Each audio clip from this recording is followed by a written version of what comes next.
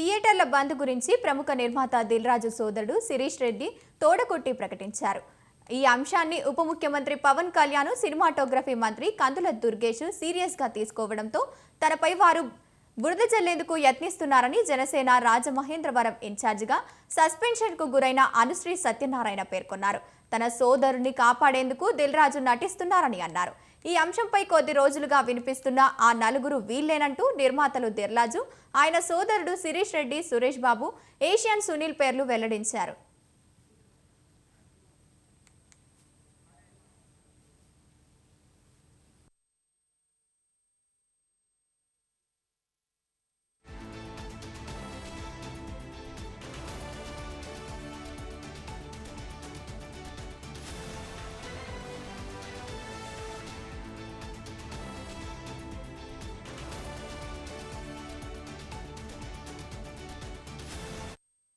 నైజాంలో single screens 370 థియేటర్లు ఉంటాయి.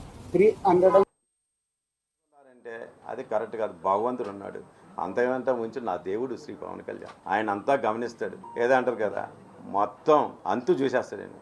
దుర్మార్గులు ఎవరైనా చేశారు. నా వ్యాపారాలు మానుకుని ఎక్కువ అసలు ఈ మధ్య చూడండి, నా థియేటర్లు నాకు ఈ సినిమాలే చేయటం లేదు. నేను వ్యాపారం బాగోలేదు, సినిమాలు చేయటం లేదు.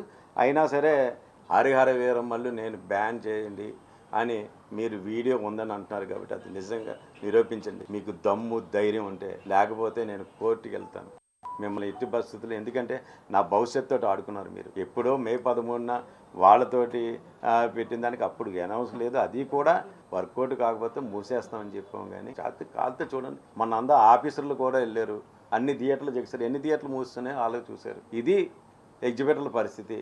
దానికోసం అన్నాం. కానీ మీరు అసలు పవన్ కళ్యాణ్ గారి సినిమాని ఆపే దమ్ము ధైర్యం